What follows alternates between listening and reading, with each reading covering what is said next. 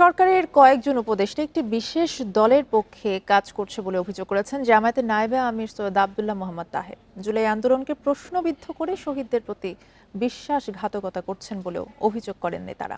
মঙ্গলবার রাজধানীতে মানববন্ধনে এসব কথা বলেন তারা।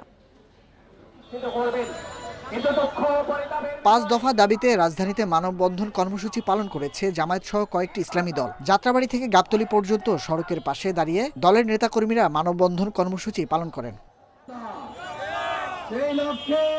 মানববন্ধনে লেভেল প্লেইং ফিল্ড, জুলাই সনদ বাস্তবায়ন সহ 5 দফা দাবি জানায় নেতারা।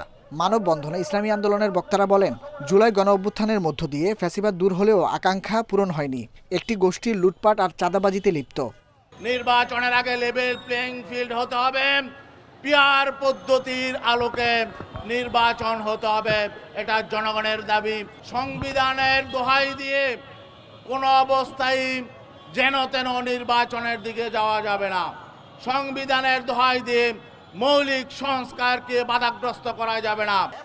জাতীয় নির্বাচনকে প্রশ্নবিদ্ধ হওয়ার হাত থেকে বাঁচাতে গণভোটের বিকল্প নেই বলে মন্তব্য করেন জামায়াতের নায়েবে আমির।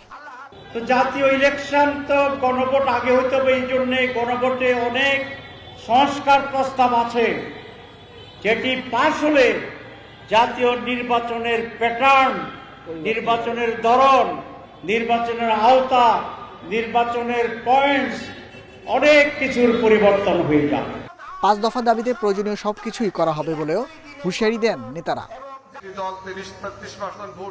Nahid Kamal, independent news, Dhaka.